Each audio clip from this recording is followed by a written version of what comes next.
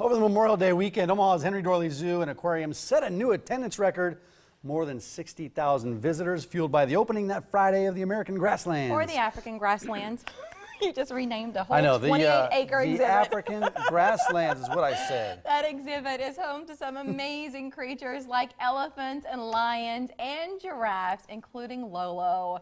She inspired a children's book that's just out. The American Grasslands just wouldn't be as exciting, would it? We have like giraffes. And it's from author and Omaha World Herald reporter Chris Peters. Good to see you, Chris. Hi, Chris. Hey, nice sorry to meet you. I renamed the exhibit in your book. And the zoo will apologize to them. Yes.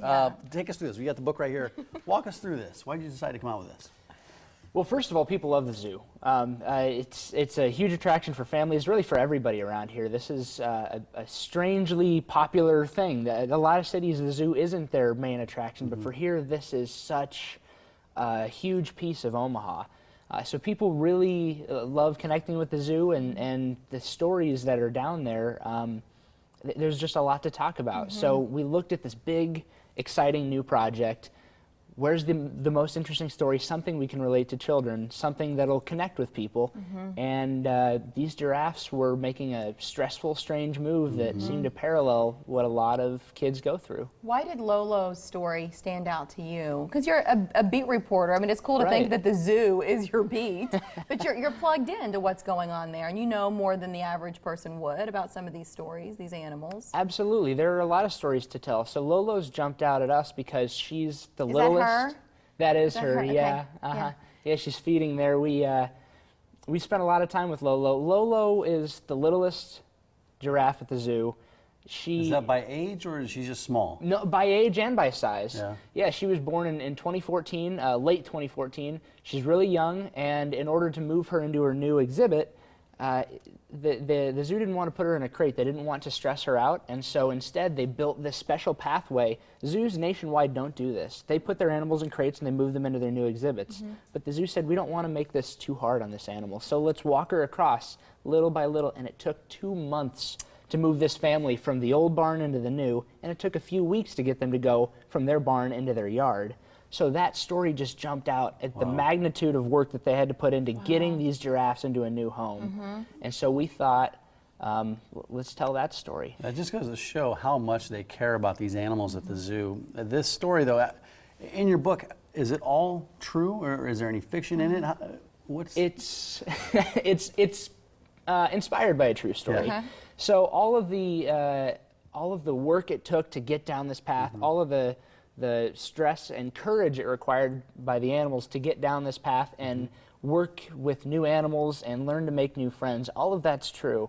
The animals that she's meeting and she's becoming friends with, that's all true. Her family is true. All of that's true, but it's streamlined and simplified so that it's not such a complicated news story and it's a simple bedtime story. It's a children's book. Exactly. But you said something a little bit earlier I'd like to revisit, and that's that Lolo's story is identifiable, that children can connect with some of the challenges she was facing here. That's right. Give us one example of how. Well, every year kids go back to school. They have brand new teachers. They have a different crop of kids. Some overlap, but a lot of kids have brand new classmates every year, people they haven't met, kids in from new schools. They have to learn new materials, go to a brand new classroom, sometimes an entirely different school. Lolo's moving to an entirely new space with new animal species she's never met before, impalas with big twisting horns. There are ostriches who she would remember from her old home, but there's also rhinos with these giant horns. They're scary animals for somebody who hasn't met them, you know? Just like maybe a schoolyard bully would be, or just an unfamiliar classmate. So there's so many parallels between what the animals have to go through and what a kid goes through every single year that it just seemed like a perfect fit. Last year, my son made that jump from preschool to kindergarten, and it wasn't an easy transition for him. He got into a little bit of trouble the first couple weeks of school, so I think it took him a while to walk down that path that Lolo did. It took him a while Well, what a to great make that time jump. to have the book come out, which is with that one example, since parents are preparing now to send their kids back to school. Exactly. Where can they get the book? It's already in print. Absolutely. We just got it this week. I unpacked it off of What a off cool of moment boxes. that must have been. It right? was cool, yeah. I picked the first copy out. Is this the first copy right here? This is my mother's copy. That's your mom's actually. copy. Yes. Well, let's take Yeah, care there's of a that. special message written inside. Let's not read it out loud, though. That's okay.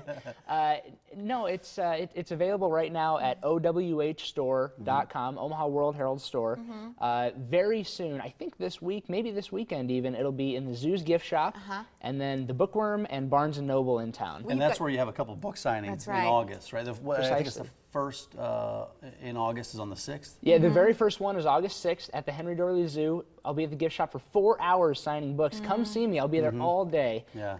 If you're out there with your family, it doesn't take long. Just come in, say hi. I'll meet you, shake your hand, sign a book, tell a story or two about the zoo. Whatever you want to know, just come see me. And then your second is on August 21st at the Bookworm. That's right. Yeah, I'll be there with Jeff Sheldon. He is a sports reporter who covers Nebraska volleyball. They just won the national championship.